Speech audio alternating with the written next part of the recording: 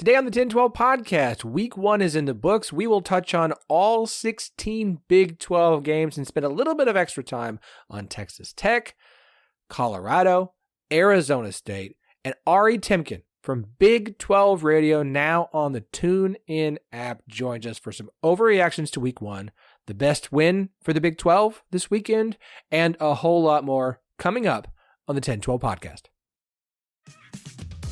This episode is brought to you by Honda. When you test drive the all-new Prologue EV, there's a lot that can impress you about it. There's the class-leading passenger space, the clean, thoughtful design, and the intuitive technology. But out of everything, what you'll really love most is that it's a Honda. Visit honda.com/EV to see offers.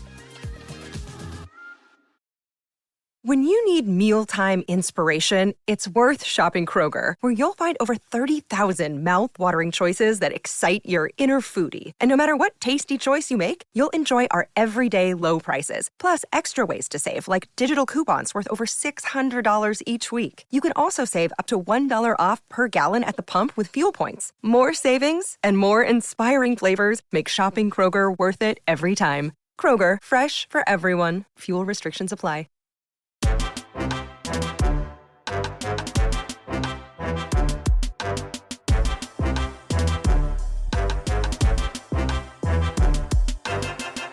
Welcome to the 10-12, the podcast that covers all 16 teams in the Big 12 Conference. We are the flagship show of the 10-12 Network. Find every show on the network at 1012network.com. And of course, we are partners with Sports Social, Europe's biggest sports podcast network. I'm your host, Phillip, and thank you for joining us a day later than usual. Typically, our recap episodes drop on Mondays, are recorded late Sunday night. We had some scheduling stuff to get around, so we're just coming to you a day late. Just chalk it up to the holiday, okay? It was a holiday. It's one day late. It's okay. I'm sorry I wasn't here on Monday. Typically, we will be. Just know that moving forward. Joining me for the first half hour of this show, as they will every week this season, I'm going to leave that sound effect in. In fact, we'll just jump to him first. He is the man who gets just 10 seconds to talk about his team today. The host, you can get more of it from the Rock Chalk podcast, the Kansas show here in the 10-12 Network. He is Andy Mitz. Okay, so really quick, that is a sound that a local radio host made probably about 8 years ago. That I got the producer to clip and send to me so I can use it as my phone ringtone. So like my notification message. So yeah, it's great. But no, I agree. I only need 10 seconds to talk about that game. And like Phillip said, we can, you can head on over to the Rock Chalk podcast to get all of the breakdown of that game. Absolutely. And also here, the 10-12 Vibe Queen, the voice of Drake Volleyball and Iowa State Women's Hoops, and co-host of the new Her Hoop Stats podcast, JSJ, Jamie Steyer-Johnson.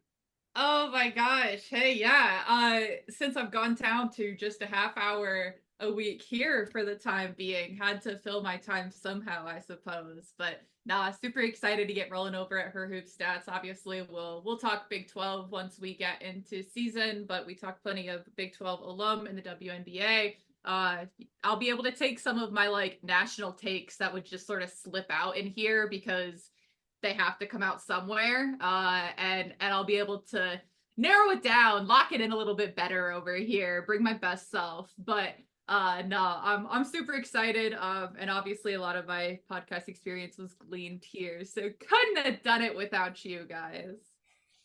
Look, we are always just privileged and honored to have you join us for as much as we can get and to see you continue to climb when it comes to the, especially women's basketball media mountain is an incredible thing to see. So congrats, Jamie. We're very excited for you here and glad that you'll still be part of us. You'll still be part of this show. Of course. Just going to bring some new listeners when we talk hoops. We have 16 games to run through. All 16.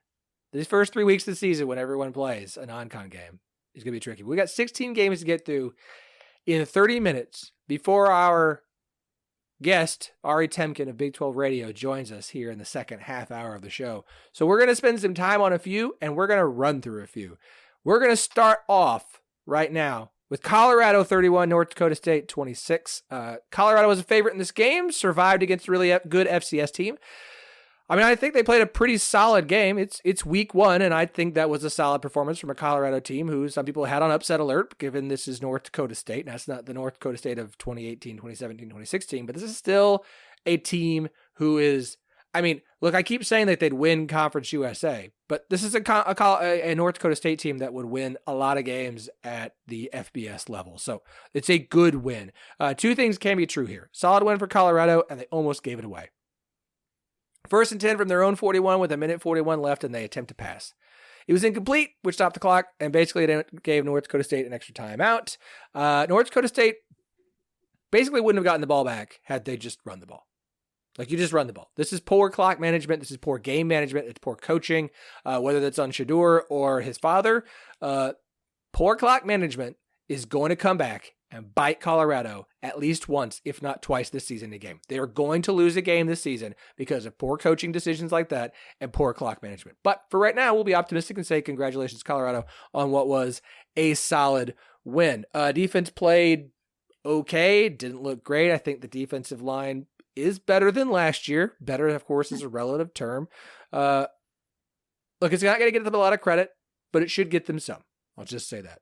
Again, per ESPN, for Bill Connolly, SP Plus, preseason rankings, North Dakota State was ranked 62nd out of 74 other FBS teams, including 16 Power 4 programs. Okay? It's a good team. It's a good win for Colorado, survive or not. You can't go 12-0 if you don't start 1-0. So take that. Oh, by the way, Travis Hunter took 2 snaps off for Colorado the entire game. The entire game. 55 snaps on offense, 69 on defense. This guy needs to actually legitimately, not just like, oh, we could talk about it, Heisman, be in the Heisman race for what all he does for Colorado. I don't care if they win 4 games or 10 games. Travis Hunter, if you could research that level of athleticism and stamina and bottle it for all of us, you'd be a bajillionaire. Yeah, but, I think. Well, I ahead, mean, Jenny. I was just talking about this with my brother because he was in town over the weekend. And yeah, he can be a Heisman candidate until he inevitably gets hurt. Because, I mean, basically no person can be on a football field for that long and never get injured. The severity of that injury, maybe it just knocks it out for a portion of a game and he's able to return. Maybe it's just a little bit of a scary one, whatever. But if they don't pick and choose the opportunities and find times to get him off the field, they are going to have their hand forced. And so I just think it's a matter of responsibility, really, for lack of a better term, to decide, okay, we need to get out ahead of this. We need to acknowledge that this is still a human being that is not infallible, that is not, I mean, is built different in a lot of ways, but is not built like a robot. And just protect him and allow him to get some of that rest, take him off the field once in a while, pick the opportunities. Well, and I would be very interested. I didn't watch every single snap of this game, but I did try to watch as much as I possibly could. It seemed to me, from what I saw, that Travis Hunter got less effective as the game went on, especially on defense, and that allowed North Dakota State some opportunity, allowed them some opportunities there. The question is going to be, as he gets in, as Colorado gets into the meat of their Big 12 schedule, our team's going to be able to take advantage of the fact that he's on the field all the time. Like, he's not going to be able to do both all the way through and still be effective and play at that high level, even if he doesn't get injured. Yeah, he is going to wear out at the end of games, and people are going to take advantage, and that's going to hurt his Heisman stock. That's going to hurt, Colorado in general, because they don't have somebody that they can just plug in there at the end of the game for him, to take over those defensive duties. So I'm guessing what we're probably going to see is after 3 or 4 games, when it becomes pretty clear that is unsustainable, he'll probably take a step back on the offense and not play as much on the offense so he can focus on defense, because that's where Colorado needs him the most. So Colorado, big one against Nebraska coming up this week. All right.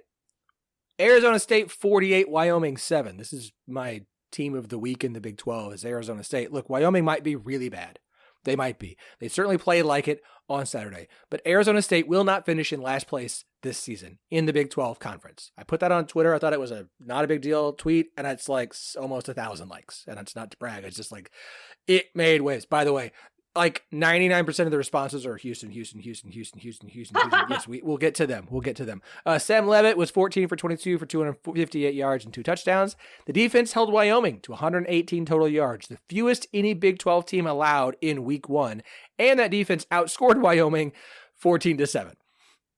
So take that. ASU had its fewest penalties in an opener since 2017. They beat the spread by more than any other team in week 1. By 34.5 points. I want to state this on the penalties thing. Kenny Dillingham had a quote afterwards. It says, there were a few times that we had personal fouls toward us from the opponent, and our guys didn't respond. And last year, we would have lost our minds. This team is better. I still don't think the defense is good. Like, I'm not going to overreact to Wyoming, because, again, I don't know that Wyoming is any good at all this year. But I'll say this, the offense is fun. Dillingham is getting this program in the right direction. They looked a whole lot like this was the biggest surprise in the Big 12. It's not that they won. It's that they went out there and won by 41 points in a game where they were favored by less than a touchdown. Huge game for them. Huge win for week 1. I am at least excited to watch some more Arizona State this season. Yeah, I mean, looking at Arizona State, I do think that this is as good as you could have hoped that the opener would have gone for them. All right. Like, I don't know what it says about the rest of the season. I think we'll get a really good idea of whether this team can surprise the people next week when they play Mississippi State.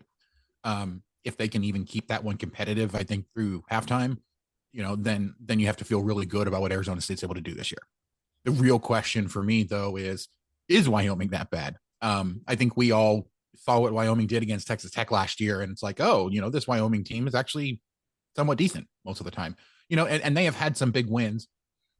They have had some big performances. They were neck and neck with Texas for a really long time last season as well. This is not that same team.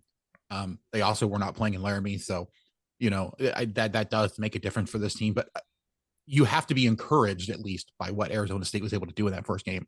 We'll see how long it lasts. I'm kind of rooting for them a little bit, in terms of I want to see them come in and have some success immediately, with the realization that it's not going to be pretty, I think, for their first year in the Big 12. As I said, by that point on Saturday, I was footballed out.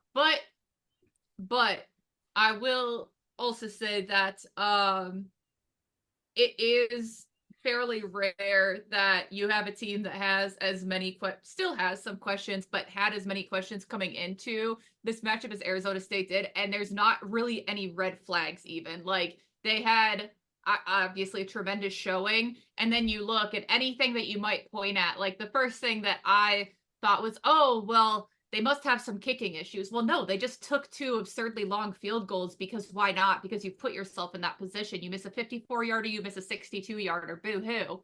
And beyond that, you play really solid defense, you execute with your passing, you get rushing. I mean, you dominate in pretty much every aspect of the game. It's really hard to nitpick anything there. And so whatever the caliber of opponent, there's plenty of people who cannot do that against, the high school team down the street. So definitely shows that they have some upside. Very interested to see what happens against maybe more proven opposition. I think the biggest compliment you can give them coming out this week is that they looked like your average competent Power 5 team. Yeah. I mean, they look like a Power 5 team in this game. A lot of people would take that. Yeah. Yes. All right. So let's run through some of the FCS outcomes. We've got quite a few to run through. Andy, I am setting my clock. You said on Twitter to our good friend. Oh, I probably won't even need 10 seconds. I'm just going to jump in right now. Hold on. Okay. No. I'm setting the timer. Count me down. Okay. And go. Okay. Kansas shook off a whole bunch of rust. First quarter was ugly. Other than that, they did exactly what they expected to do. They dominated. Way to go. Excellent. I'll never be able to get a single thought out in less than 10 seconds. I want to put that out there right now. I'm going to run through these quickly because I wrote them down ahead of time. Utah 49, Southern Utah 0. In Utah's first game as a member of the Big 12 Conference, tight end Brent Keithy became the conference's first tight end to catch 3 touchdowns and a half. Had 4 catches, 69 yards, nice, and 3 touchdowns in the game. The bad news, starting corner Keenan Johnson, who transferred in from Georgia Tech, suffered a season-ending leg injury and is out for the year. UCF 57, New Hampshire 3. KJ Jefferson's debut in gold left a lot to be desired through the air, going 7 of 14 for 164 yards, 2 touchdowns and interception. But the Knights racked up 454 yards on the ground, led by R.J. Harvey's 142. Kansas State, I forgot to write the score down, beat UT Martin by a lot. Defense good, special teams good. 41-6. Offense, thank you. Defense good, special teams good. Offense, to call it vanilla in the first half is an insult to vanilla. Don't use vanilla as a negative descriptor. Let's call it room temperature tap water or a untoasted naked slice of wheat bread. It's week 1. It's not a big deal. Iowa State 21, North Dakota 3. Not going to overreact because Campbell is vanilla in non-con and doesn't care about it. Iowa State had 7 offensive possessions, scored 21 points, and they went, let's all say it again, super tap water. The one Except note on this those game. first 2 passes, baby. Nothing like teasing him just to get him hooked and then not giving him anything else. Yep. One bad note. Caleb Bacon goes down. That is huge. If he's out for the season, it's the worst loss of week 1 for any Big 12 team. They had multiple offensive linemen who didn't suit up. Sounds like there might already be some injury issues to keep an eye on for Iowa State at this early in the season. I'm really hoping Caleb Bacon is not a season-ending injury. That would be bad for them. Cincinnati 38, Towson 20.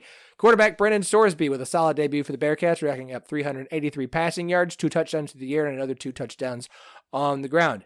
BYU 41, Southern Illinois 13. I said this was the biggest opportunity for an FCS upset over a Big 12 team.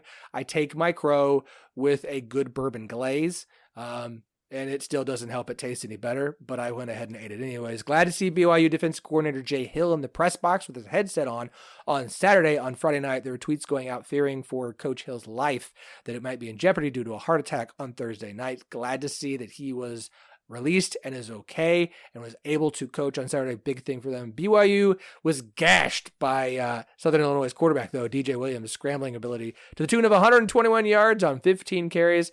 The good thing for BYU, they allowed just 2 yards rushing to everyone else on 10 carries, so we'll take that as a W. We're going to take a quick commercial break, our first one of the show. We'll be right back.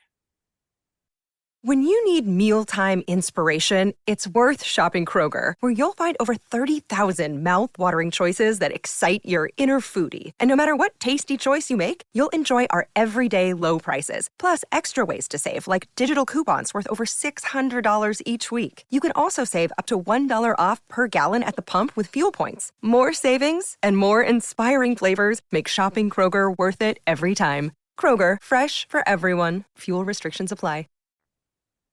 Okay, a few more to run through here. Well, let's just Baylor 45, Tarleton State 3. Baylor's defense impressed, holding a quality FCS offense, and they are a quality FCS offense to 181 yards. In the first quarter, Tarleton State held the ball for 7 minutes and 46 seconds and gained a cumulative 0 yards. Not too shabby. All right, we're going to spend a little bit of time on this one for a minute. Texas Tech 52, Abilene Christian 51 in overtime. In honor of Patrick Mahomes bringing Adidas on board as Tech's new apparel sponsor and the NILs done with various Red Raider athletes, Texas Tech football put on a Mahomes-era performance in his honor by putting up a bunch of points and letting the opponent score almost as many. Abilene Christian had 615 yards of offense. Former Texas Tech quarterback, now Abilene Christian quarterback, Maverick McIver, threw for 506 yards. ACU was 11 of 16 on third down, had 12 pass plays of 15 or more yards, and 8 pass plays of 20-plus yards. Not a good day for Texas Tech's defense. Yeah, I mean, look, they just wanted to relive some of the old Patrick Mahomes, Texas Tech Oklahoma battles. So, yeah, no big deal. So, no, I mean, you have to worry about this. Like, this is one of the ones where if you're going to have an overreaction, like this is probably the right kind of overreaction to have. And yes, I know that's teasing later in the show. Because Texas Tech was expected to come in and just absolutely wallop, them. Like the expectation was that this is a year that Texas Tech is going to move forward. last year they had a disappointing start to the season and they didn't get the season ending the way that they wanted to. And, disappointing start to this season. Thankfully they won, but this one was at home. You have to wonder, are we on kind of the same path where there'll be a decent team all year long, but never quite hit the potential that everybody thought they had? I think it's really unfortunate that there's no Maverick gas stations in the state of Texas, because that kid deserves the NIL deal for sure. Beyond that, the whole Adidas thing, the gear, the promos from freaking Mahomes' brand. You want to talk about tepid? Not impressed. If it's look good, play good, well, they had a drone light show with the Adidas and the Texas Tech logo and the Mahomes logo up there. I didn't see any of that garbage, but I saw the promo pics, and I'm glad those kids are probably getting a bag, because the gear is probably not enough to move the needle for me. Football takes? No, that's what I've got. See, I have to do the Charlie Hustle read later, but you just set me up for it for a good transition, but I can't use it. This is a wasted opportunity, but that's okay. Look, that's my middle name. Andy, you kind of teased it. Like, we'll talk about overreactions. This is a put up or shut up year for Joey McGuire. Like, you can build momentum with all sorts of smoke and mirrors for only so long before at a certain point it has to deliver. Okay. Oklahoma State 44, South Dakota State 20. The Cowboys ended the two-time defending FCS champs 29-game win streak. This is also the most points South Dakota State has given up since 2018. Complete game for the Cowboys. That was 41-13 early in the fourth. So the final score really isn't even as close as it indicated. South Dakota State did a decent job against Ollie Gordon, but he still had some Ollie Gordon plays where you're like, well, there that man goes. But look, everyone's going to load the box. And if Alan Bowman and the wide receivers are going to play like that, OSU is going to win a lot of games. Andy, any thoughts? I mean, it's amazing what you can do against an FCS team when you're not playing three different quarterbacks. So, honestly, this is what you expected if you're an Oklahoma State fan, a ranked team. That's what you hope for. Right. Like if you believe, like I know that some people do, that Oklahoma State has a good shot at winning the Big 12 this year, or at least making it to Arlington, then, this is the kind of performance you have to really kind of solidify that. And you're right. Like, Ollie Gordon is going to, like, that was the question coming into the year, is if a team is able to limit Ollie Gordon to around 100 yards, can the rest of the offense show out and do what they need to do? And again, it's an FCS school, although it's a pretty dang good one. You guys talked about it in the pick show that, South Dakota State lost a whole bunch. So it's not like this is the two-time, defending FCS same team sort of thing, but it's still a really good win against a really good FCS team. So you have to be happy with it. And yeah, good. Looks like Oklahoma State is not going to have the same sort of turmoil early in the year that they had last year. Again, Connolly had South Dakota State in his preseason SP Plus rankings at 42nd out of all of FBS, FCS, D2, D3, and AIA. So, like, yep. You're not going to get the credit for it because it's an FCS team, but they're still a solid team. Other team. Right. There are teams who played far worse FBS opponents this weekend than Oklahoma State did. West Virginia 12, Penn State 34, one of the just two losses for the Big 12 this weekend. West Virginia seemed like they had a chance there when they cut the lead to 7 just before half, and then Penn State went 73 yards in 3 plays and 26 seconds to go back up by 14, and at that point you just kind of knew what was coming. My biggest concern for West Virginia, aside from the 3 turnovers, 2 of which were late, and so I'm going to kind of take those with a grain of salt. Racked up just 85 yards on 37 rushing attempts, 2.3 yards per carry. This is a team that is going to be built on the run game. The wide receiving core is fine. Garrett Green, I still don't feel like the short game's there. He's still a gunslinger.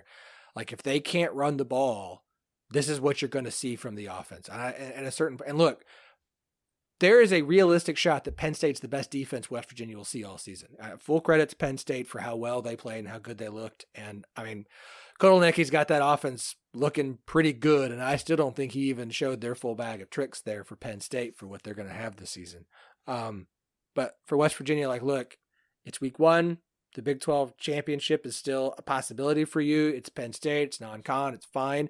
But I also get, it's year 6 for Neil Brown. Not the most exciting outcome in a rivalry game when you played them a lot better last year on the road. To have everything you had in Morgantown this weekend. Pat, what's his name was there? McAfee, yep. Big Noon Kickoff was there. Like, you had all this excitement and momentum and everything, and the West Virginia gave the fans nothing. There was no point in that game where you're like, West Virginia fans are back in this, because there just wasn't a reason to be there. And I get that the weather delay certainly didn't help that. I just want to say this, Raspy Voice Kids is our West Virginia show here on the 1012 network. Go and listen. They had a fantastic recap, sharing their thoughts and feelings, Brandon and Jeremy, on this game. I would go and listen to it. Absolutely. We got to get moving, and I know you guys have thoughts, but we're gonna, well, I'll tell you what, hit this one and then we'll run through TCU, Stanford, and Arizona. Yeah. I mean, just my main thought here is I was, I came away from this game kind of worried about the West Virginia offensive line. Yes, I understand it's Penn State and they have a very good defensive line, but it seemed like I expected them to be able to do more, to give Garrett Green more time, and Garrett Green to make good decisions based off of that. I'm, like you said, this is probably the best defense, but I do think there's at least an argument to be had that some other teams might have similar matchups in terms of the way that their defense matches up. But it was not a good showing at home in a huge hyped game. I can't imagine that West Virginia is going to get as hyped for a game later in the schedule as they were for this one. So if that wasn't enough of an emotional boost to get them over the hump here to even be competitive, then you have to wonder what's going to go on the rest of the year.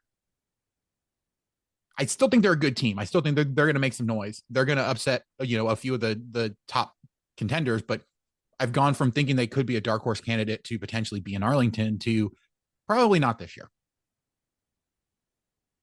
The issue with playing a good team right away is that a lot of your deficiencies can be highlighted in a really significant way, and they can be improved upon a lot as the season goes, but you're probably not going to catch people off guard like you might if you played inferior competition and maybe people didn't realize where the gaps in your armor were. I don't really know a whole lot. I didn't get to watch much of the game, but that is kind of the good and the bad of those types of matchups. Now, if you can shore some things up, you're not a bad team. There were a lot of things that could have gone just slightly different that would have made that an even closer game. But yeah, probably not a championship contender, but not a team that I think is going to be like drudging through the bottom of the conference. They won't finish below Arizona State.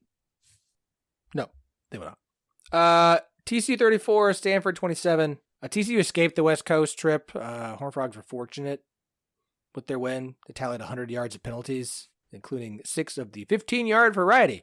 They trailed in every quarter, turned the ball over twice. This was very much TCU was better than Stanford. I love when Parker Fleming puts his how bad did we actually get beat graphic. He does it every Monday. They're fantastic. If you should know who Stats of War on Twitter is by now. And TCU outplayed Stanford. It's just that TCU did everything they could to give Stanford opportunities to stay in this game. I never really looked at this game from when I was able to watch and said Stanford, they're playing great. It's like every time TCU looked like they were about to put this game away, they'd be like, you know what? Nah, here you go, Stanford. And Stanford would do something with it. And so I feel like TCU is a better team than a 7-point win over Stanford, but it's week 1. You went to the West Coast. It's a weird way to start your season. You escaped with a win. It's very much that felt like a very week 1 performance for me from TCU. Arizona 61, New Mexico 39. Whoa, yeah. No need to worry about the Arizona offense. They scored on 10 to 12 drives and only punted once, which is just, oh man, look, the Arizona offense was fun. Absolutely fun. That was incredible. That was an amazing thing to see. Y'all, Arizona wide receiver, Teteroa McMillan, is the player of the week nationally in college football. T-Mac, as he is so affectionately referred to, had 10 receptions for a school record 304 yards and 4 touchdowns in the win over New Mexico. He is either tied or leads the nation in gains of 20, 30, and 40 plus yards. The dude's winning. The dude should just and I get it. Ohio State, I forget the freshman's name is. His performance was awesome against Akron. McMillan should be the front runner for the Heisman. And until someone does something so amazing or he just gets hurt or something, knock on wood. T-Mac was awesome. That was an incredible performance from him. Arizona has plenty to clean up on defense, allowing New Mexico to pick them apart, especially in the first half. They racked up 39 points and 471 yards. Not what you want to see. But offensively, y'all folks, Arizona's going to be fun. It's going to be fun to watch them this season. Absolutely. Yeah, I don't know that there's much more to say. You definitely worry about the defense, in that first half. I'm just what's going on here when I saw it at halftime, but then they did what they needed to do the second half. So you can kind of give them a little bit of a pass. We'll have to see if that's something to keep an eye on, the next few weeks, but Arizona did what they should have or what they needed to do. Agreed. Look, I don't want to spend a lot of time on this because I know the fan base is in a bad place. I would suggest you go and check out Scott and Holman podcast. That is our Houston podcast. Houston 7. Houston coach Willie Fritz after the game, after the loss to UNLV. I have a 24-hour gloat and pout rule. I'm going to pout for a little while, and then tomorrow I'm going to come back and get after it. I'm glad, and we'll leave the pouting to the fans because that was an abysmal performance. And it's not like it was a close game. That was Houston's the worst team in the Big 12. And I get it that it's week 1, things will change. They should be better. And Willie Fitz is a program builder, but this is not going to be a quick turnaround. And I don't see any reason to spend a lot of time on this because of that. So we got it's close to 30 minutes. We tried. We did our best. All right, Jamie, as always, appreciate it. We're going to let you bounce and go do some women's basketball prep. And everybody go check out Jamie's work on the new Her Hoop Stats podcast. And, of course, she will be back with us next Monday. We will do it on Monday the way we're supposed to. Yes. Next week. I have Iowa State volleyball on Friday.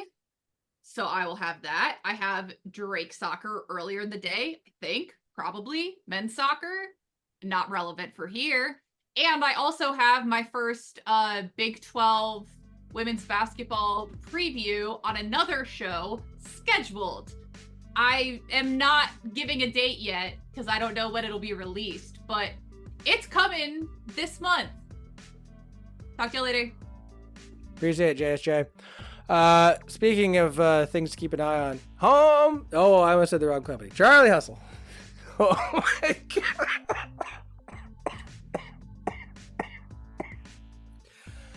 I should have taken the segue that Jamie set me up for earlier. I know, seriously.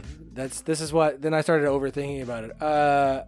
Look, they love the Big 12, and they love to make great gear for the Big 12. And that is why we love Charlie Hustle. That's why we love being partnered with them. It's why we love having the partner with the network as a whole. You're going to love Charlie Hustle too. All you got to do is go to the website, charliehustle.com, and check out the incredible gear they have for all 16 teams in the Big 12 conference. And they have dropped a bunch of great new stuff before this season started. So, and look, they've got stuff on sale. There's a ton of stuff on sale. They got to clear out the old to bring in the new. So go to charliehustle.com. If you pick something that's on sale, great, load it in your cart. If you pick something out that's not on sale, use our promo code 101215, TEN1215, get 15% off all non-sale items. I had someone reach out and was like, hey, is it comfy? Y'all, it is super comfy. It is very comfortable gear, okay? And it is so much fun. So go to charliehustle.com. Use that promo code 101215, get 15% off all non-sale items. Charlie Hustle, vintage made fresh. All right. Joining us now for the back half of our episode. He is one of the voices of the new Big 12 radio on Tune In. It's off of SiriusXM. It's on Tune In. I am excited to have him join us again. He is Ari Temkin. Welcome back, sir. Thank you. Have we talked about your background yet, where you are? This is amazing, Phillip. Are you kidding me? podcasting is a visual medium, so what I will do is describe to everybody. Every podcast is someone's first. I have to podcast in my children's playroom. Mind you, I have 3 girls, 5 and under. So behind me are a lot of kids' toys. What's the lamp? So pretty much the whole it's house is devoted to your 3 girls. Yeah, it's a llama lamp. We got books. We've got all the Lego sets. It's probably a small space. Space that you and your wife live, and that's right. it. Anyone who's had kids knows that you get, it becomes the kids' domain, and you just get to stay there. I had an office, and then we had a 3rd kid. Those are great floating shelves, by the way. Aren't they awesome? Those are and great floating shelves. We're like, I got all these Lego sets to put up, and so we installed floating shelves. I've been building sets with the girls for ever. We've got the Sesame Street set and the Winnie the Pooh tree. That's awesome. And we just finished Rapunzel's Tower. So Big 12 radio is free now. Can we talk about that? Tune in. It's download awesome. the app. You can, I love it. So the thing is, people are like, oh, you have to pay for premium. No, I mean, of course it'd be great if you did and you got all the games and stuff. But yeah, Big 12 today on Tune In is free. So Sirius XM, it was not. Tune In, it is. Download the app. Listen. So what's up, guys? Welcome, Rock Chalk, sir. Andy. How are you, buddy? I know. You know what? It sucks because the week that you're coming on, we have 2 Jayhawks here. Unfortunately, I made a commitment online that I'd only talk about that game for 10 seconds. So I think we're past though. So if it comes where up in are our you right now on this team? I am Andy? completely fine. You of all people, where are you on this team? I mean, I think they did exactly what you need them to do, and what you No, expect I know, them to but do. like And overall, I don't think it changes overall. Where are you I on mean, this team? I still think that they're one of the contenders for the title in the conference this year. So With the caveat that Jalen Daniels stays healthy. Plus, I almost would rather they're not playing in Arrowhead. I'd rather they be playing in Sporting KC all year. Now that I've had one game there, I feel like it'd be way better. It was a really, really Iowa great State environment. is going to fill up Arrowhead. Agreed. It's going to be fun. Actually, 20,000 is way better. So over on the Rock Chalk Pod, we actually did talk about Children's Mercy as a venue and how now great that it we've was, gotten here, I feel like we shouldn't it's going to be difficult. I hope we can fill it up, but yeah, that's going to be a problem, especially for the Iowa State game. I'm sure Iowa State fans travel, and that's a huge stadium. That is we will put ginormous Phillip stadium. out of his misery of just talking Kansas because I know that Kansas State fans. What do you mean? Did you have me on to talk about Kansas? Isn't that what we're doing here? I wish that's why you were on. They're the best team in the Big 12 if Jalen Daniels is healthy, and they can fill up Arrowhead, and they have a home field advantage. No argument for me here. So, wow, who else are we talking about? Utah.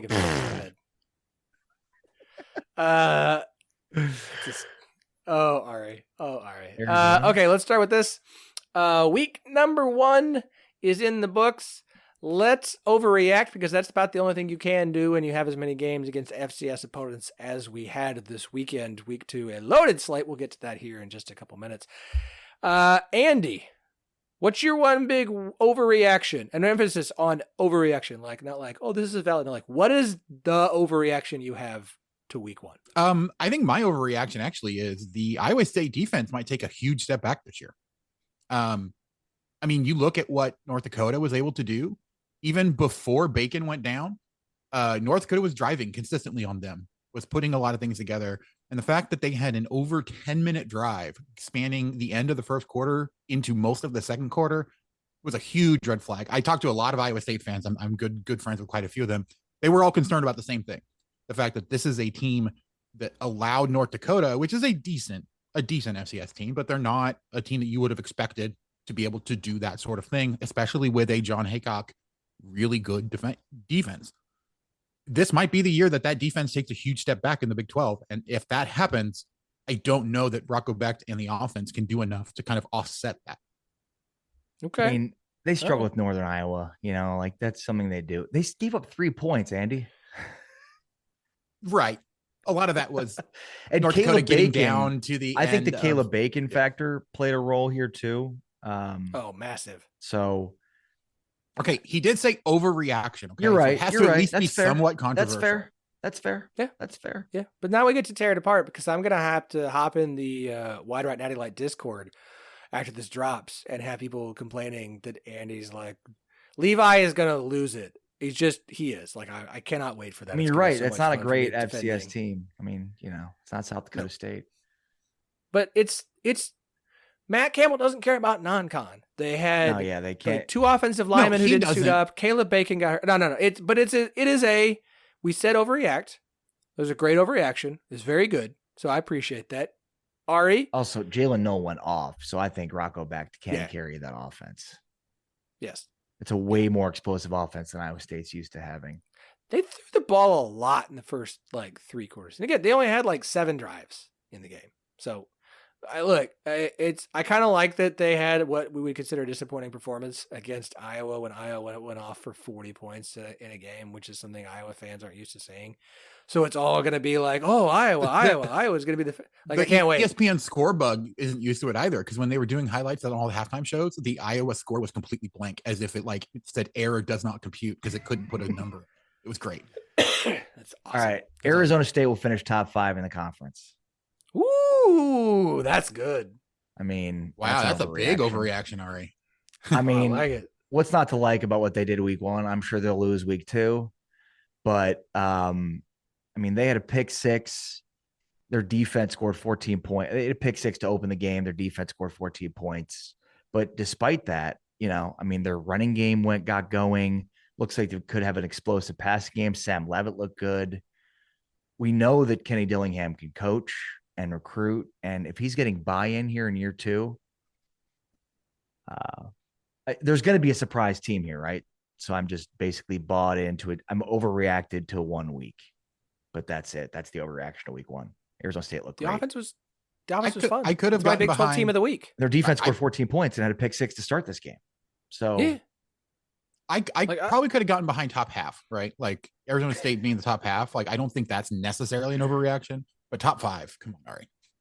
It's a wild conference, dude. You never know. It's Wyoming. Injuries. Wyoming struggled the end of last year after looking. Wyoming beat Texas Tech last year. I know that didn't say much. ACU almost beat them. So At BlueNile.com, you can find endless ways to make your moments sparkle. From classic and timeless jewelry gifts to creating the custom engagement ring of her dreams, all at prices you won't find at a traditional jeweler. And right now, you can save up to 40% on fine jewelry and 25% on engagement ring settings during the Blue Nile Anniversary Sale, going on now. Go to BlueNile.com to shop the Blue Nile Anniversary Sale and save up to 40%. That's BlueNile.com.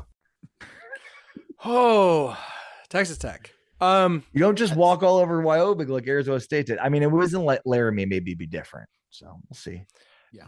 And, new head coach, Wyoming might just be bad. I even had a Wyoming fan when I did when I tweeted out the Arizona State will not be the worst team in the Big 12. He's like, Wyoming might be bad. We might just be bad. I was like, okay, well, that's fun. Okay. Ari, I've been saving this because I want your opinion on something. I was listening to the show, and you guys were talking about, of course, about some comments Neil Brown made leading up to the season and how much we needed more of that. We need more Big 12 coaches to be vocal, which I agree with, because basically we have Mike Gundy and Sanders. And Sanders is it's not really a pro Big 12. It's just, well, it's pro Big 12 pro and that him they're in and the Big Shedeur. 12. But yeah, right. It's not about Gundy just says all sorts of things to bring attention. And Neil Brown said a lot of fun and exciting things to draw attention. Now, 2 things from there. One, if you're going to say that stuff, you've got to try and back it up or it just falls flat on its face. And that's what West Virginia did this weekend was fall flat on its face and scored 12 points. I also want to feed into look, Gundy, any coach who is willing to speak is going to also stick his foot into his mouth on multiple occasions throughout his career. Mike Gundy, Dabo, Neil after the game said, quote, Penn State didn't necessarily beat us. We didn't give ourselves a chance, end quote. So 2 thoughts here, and I want Andy, you can hop in as well. I agree the Big 12 has got to do a better job of bringing attention to it. I don't think its week 1 schedule did itself any favors. But also there's got to be something to if you're gonna, you can't put out that performance if you're gonna have all that talk heading into the season. I mean that talk go ahead, after Andy, the yeah. game, I don't know if we were watching the same game that Neil Brown was. I don't either. But I mean, and listening to Neil's comments after the game, it's disappointing because it felt like he placed a lot of blame, and maybe rightfully so. I mean, Garrett Green, much expected of him this year, and certainly in week one he didn't play well. But that's, look, Penn State is a very good football team and a very good football program, and I think we were sort of anxious to see what kind of an Andy Kotelnicki Penn State offense we were going to see. And, James Franklin has finally kind of, gone away from the Jimbo Fisher and learned, I guess, a new style. I'm sure it's a blend of the two, but there was just a lot of pre-snap. And look, West Virginia should have been ready for it, but that's a scary football team now that they're not this conservative defensive, if they're really unleashing the Kotelnicki on your Penn State offense, those types of players and athletes they can get, that's, so look, it was a big game from the standpoint of Penn State represented the best team that the Big 12 was playing all year, at least in the preseason rankings. And we're used to seeing them not be at that level at Michigan and Ohio State. But again, when you've got a lot more upside, Andy Kotelnicki is a freaking genius on offense. And, when you've got athletes like Penn State is capable of having, look at what he did at Kansas, right? So, it was just whether or not that was going to be the offense they were going to embrace. So I guess I'm kind of making an excuse for West Virginia, but like this could be we could look back and that's a deep playoff team in Penn State that finally unleashed, the offensive firepower that they're capable of. They just never did it because James Franklin was just always so conservative. Right. So I think that's a factor, but yeah, it's tough. That was just a brutal game. It was just brutal in every way. And the 2-hour delay or whatever it was brutal. Everything about it was brutal. But yeah, look, the Big 12 needs to show up and play in these games. And, there's a lot of good athletes out there. There's a lot of good schools and programs. We saw Texas Tech struggle with ACU, especially week one. So when you think about like not having a preseason, that plays into it too, I think. Again, not making excuses, but teams struggle with everybody. So I think the point though about Big 12 coaches need to be more vocal. It's the ones that are vocal are known for their quirkiness, like not necessarily doing things that look good, right? Like necessarily bring positive attention. And those that are, or they just don't have good teams. And so people don't care that they're vocal. Like the coaches that have consistently had good teams, with the exception of Gundy, are not typically very willing to talk to the media. Or at least make any kind of statement that would reverberate outside of their own locker room. So it's a little strange that, we think about SEC and Big Ten and having big coaching personalities and kind of talking about that. And that helps drive some of the national narrative around them. The Big 12 just doesn't have that. I think that they need to, I agree. They need to try to find ways to embrace that, but I just don't know how you force it. Yeah, you don't, you're not going to make Lance Leipold suddenly become the voice of the Big 12. You're not going to make Kenny Dillingham, these are kind of head down, go to work. I'll prove it with my football. Yeah. And that's what Saban did, right? Saban didn't care to be a mouthpiece for a league. He just won a lot of football games. He just became one because nobody could beat him for a while. Right. So, at the end of the day, that's what the Big 12 needs to do. Win a lot of big football games, and it's just in a tough spot right now. Yep. And meanwhile, Florida State's getting embarrassed again on national television, and the ACC is imploding. So we'll see what happens. Look, they've got to schedule better. I'm not going to complain about games and be like, "Oh, the schedule's terrible," but it's not a good week one. There has got to be a conversation. Week 2 is pretty good though. Control this stuff. Week 2, yeah, but that's great. But week 2 is good across the board. And so your good games get lost in the mix of everyone having good games. Yeah. So you don't have a week 0. You schedule light on week 1, and you're like, well, everyone's in week 2. Well, great. Everybody's got big games in week. There's lots of big games in week 2. And I think that this transitions into your next question, right, about the Big 12's best win, like you look across the entire schedule, the best win they probably had was TCU at Stanford. Like if you look at it, I mean, that's arguable, of course. Like you could convince me of other ones, but I look across, it's like there's none that jump out as like, oh, this is Oklahoma State ended a 29 game winning streak, so that's fair. But like, and I but you're probably right about TCU. There's an argument that it is the win over South Dakota State, but like it's an FCS team, so you're just not. It doesn't matter how good that FCS team is. You're not getting credit. It speaks to the week. Not a great week. And so, no, like I guess it is Stanford. Maybe it's UNLV when Kansas beats them by 3 touchdowns in a couple of weeks. Yeah, but that wasn't a week 1 win. It's a week 1 win for Kansas is win week 3. Just like substitute them. If you want a conversation about opponent, it's Stanford. If you want a conversation about just like best performance, big win, it's Arizona State. Yeah, going and having the most shocking win of anybody. Like what was it? What was the? Hold on, I have all my notes. I got to scroll up to find it. That's what 48-7. Yeah, beat the spread by more than any other team in week 1 by 34.5 points. But here's the deal: who of like the main major contenders?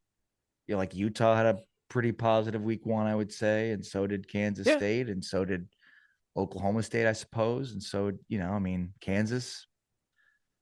Jalen Daniels, big hurt to his Heisman campaign by not playing in the second half. Man, his numbers look pretty pedestrian with 1 half played. But you don't get, it's just it. Yeah, I get it. Team's going to do what they got to do. I understand all of it, but like at some point there has to be a conversation. I think it's the Big 12. You're not wrong. This is why I go week 0. They're at the mercy of the rest of. First of all, you're scheduling years in advance, and you're at the mercy of now the decision makers here, which is the SEC and the Big Ten. So you're going to basically that's what you see here week 2. You've got how many Kansas, Illinois, Iowa State. You got a bunch of. You got Michigan, Texas. Obviously, that's not Big 12, but. Like this is the week that they veer off. You're kind of at the mercy of the scheduling situation.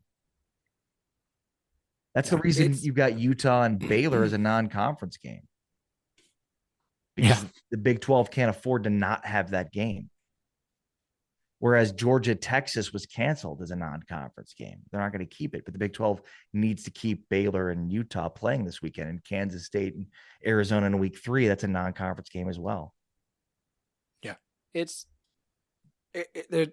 this again goes back to my whole like the Big 12 has got to set up a week 0 game.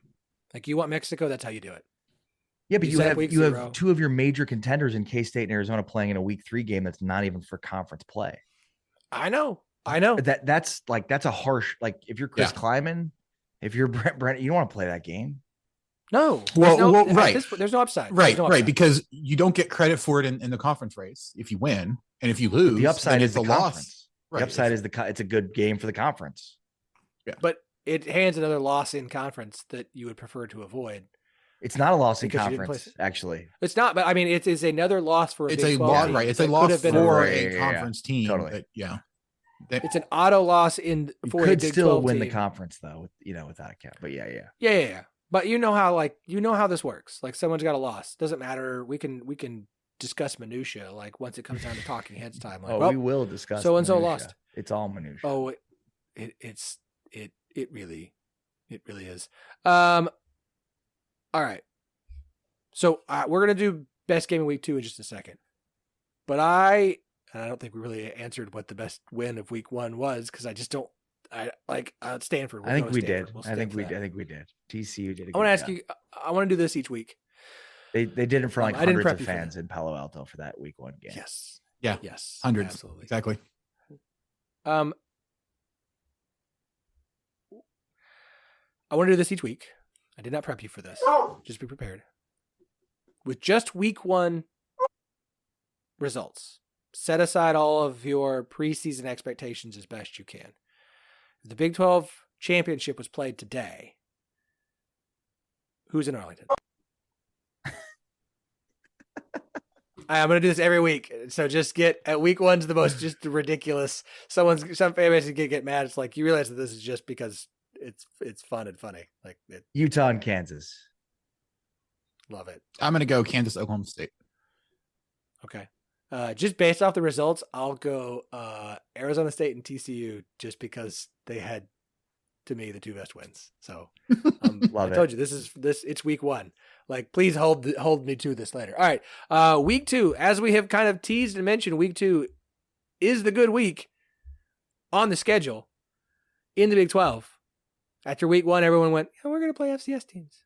Yay. Preseason. We've got a week 2 schedule that is loaded. So from each of you, what is the one game this weekend that you are like, that's the game I got to watch? Are we instituting our normal rule of you can't pick your own team? Yes, you cannot pick. That means you guys can't pick Kansas. Okay. Well, I mean, you were not really going to pick Kansas at Illinois. I will say Kansas, Illinois probably is one of the better games on the schedule in terms of but if I'm going to pick a different one, it's going to probably be Iowa State, Iowa, because I want to see, how that game's going to match up. And is Iowa State going to be able to kind of shake off what happened? And also, is Iowa actually a decent offensive team this year? I'm not really sure. Please don't make me watch Iowa State, North Dakota again. Please. That's fair. Right. Like Iowa needs hard to watch. Oh gosh. Yeah. They need to have some offense in that game. If it's a 10-7 game, it's going to be awful. I'm going to go. There's a lot of good ones. There are. Is it who's Arizona State playing? They're playing Mississippi State. Mississippi State. No. If it was Arizona State Wazoo, that's Texas Tech Wazoo. Mm-hmm. Cincinnati Pitt. That's okay, a decent one. Right. I mean, I guess Colorado and Nebraska is an option as well. And then how about Oklahoma State and Arkansas? That's the real answer here. Talon Green from Louisville is a freaking stud. He went to Boise and now he's at Arkansas. He had a big time week 1 against Arkansas Pine Bluff. But Oklahoma State hemorrhages yards on defense. They're a good defense, but they give a lot of big plays. So that should be interesting. No, I think that's a good answer. I can't pick that one. I am intrigued by the 2 late games.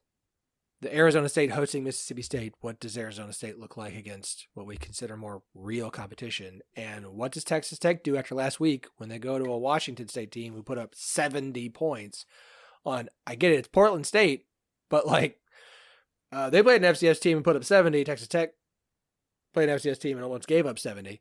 So I am very intrigued by the 2, the 9 and the 9:30 game, but what happens in those games for those Big 12 teams and what it tells us about the rest of the year, because those are big games. I think those are big games for the Big 12 and 2 opportunities to put some solid wins on your belt. Because as far as wins, people will go, oh, Baylor plays Utah, but it's 2 Big 12 teams. Colorado and Nebraska is going to have a lot of attention on it. I don't know that I trust Colorado's defense to stop Nebraska all that much. Houston plays Oklahoma. BYU's at SMU on Friday. I just don't know. It's a good, this is when all the quote unquote best games for the Big 12 are. They're still not a marquee non-conference matchup where you're just oh, this is what people are going to be talking about. There could be a game after. We don't know how good these teams are. There's a bunch of teams that could be good. And here's the thing too. The Pac-12 still, it's the zombie Pac-2.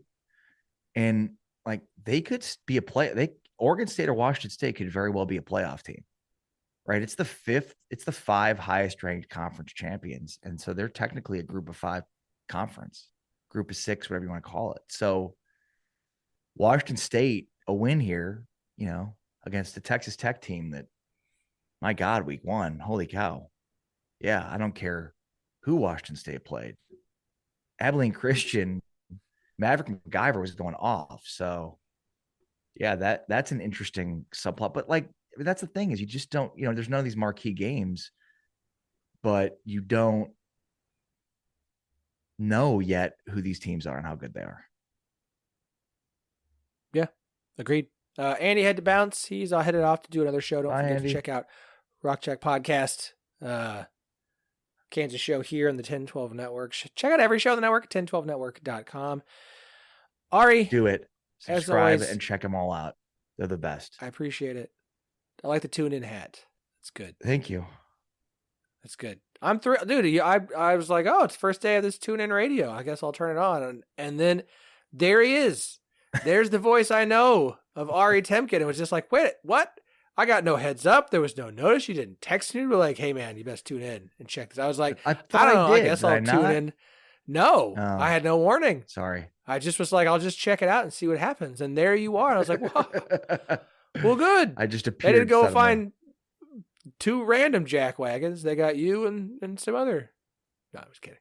It's good stuff. I'm glad it's free. James is great. You need to check the show out. James is awesome. And come visit us in Dallas. We live like 2 miles apart. It's amazing. Perfect. I'll just come into the studio during recording time and just talk. Done. That's what all right. We miss Arch, but we're in studio at the 105 Through the Fan Studios in Odyssey, Dallas. So it's great. It's a lot different hosting a show at your house versus at a studio. So it's not a bad gig then. Not a bad gig at all. No. And we're talking college football. So what's better? And like at the start of college football season, the longest possible time before no college football. So it's already 1 week down. It comes and goes so quick. But this is it. This is it. We've had 5 straight days of college football. We've watched Florida State and Ireland, and now on a Monday night. So, and like the NFL's playing Thursday and Friday next week. We got college football. Just stick it straight into my veins. Let's go. Oh, just put me in. I just need to be. Who was the? I just forgot his name. The coach that you see the shot of him up in the press box, up the coach's box from the hospital bed, just with the giant thumbs up. That just make that me. Just make that me. Watch that Houston Nutt? No, it was what's his name? I know at Auburn now. I think Hugh Freeze. Yeah, that was Hugh Freeze. Yeah, that's right. Yep. Yeah, iconic. Very Hugh Freeze, but iconic. It's a great shot. Why do they have a hospital inside the stadium? That's pretty crazy, huh?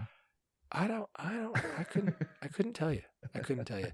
All right. It is always a pleasure, sir. I appreciate you hopping on with us. Everybody go listen to Big 12 Radio. Of course, it's free now. Tune in. Just download the TuneIn app and then listen. Now it's free. So you don't have to pay for Sirius XM anymore. No. It's an app. It's called TuneIn. Download it. Listen. Big 12 Radio. It's easy. Garth Brooks has 3 channels. He's amazing. I might get to meet him. So we'll see. Keep your fingers crossed. Oh. I don't know if you know this. Fun. He went to Oklahoma State. Oh, that's okay. I think I heard something about that at one point. Yeah, he did. Or another, ran track and field. Potentially. Yeah, that's right. He did. Yeah. All right. Appreciate it. Everybody, we will be back on Thursday with our picks pod. Very excited for that one. Gonna have a good time. A recap last week. Like I said, loaded week 2. Lots of good games. Lots of good. Look, I can make negative jokes, but there's a lot of good games. It's going to be a good slate. There's lots to keep an eye on. Kansas State, Tulane, Oklahoma State, Arizona, Iowa State, Iowa. I can't wait to pick this week. And it's going to be a long picks pod because there's a lot of non-FCS games. So appreciate you for listening. 1012 Network, 1012network.com. You'll find every show. Charlie Hustle, go shop. We'll talk to you on Thursday.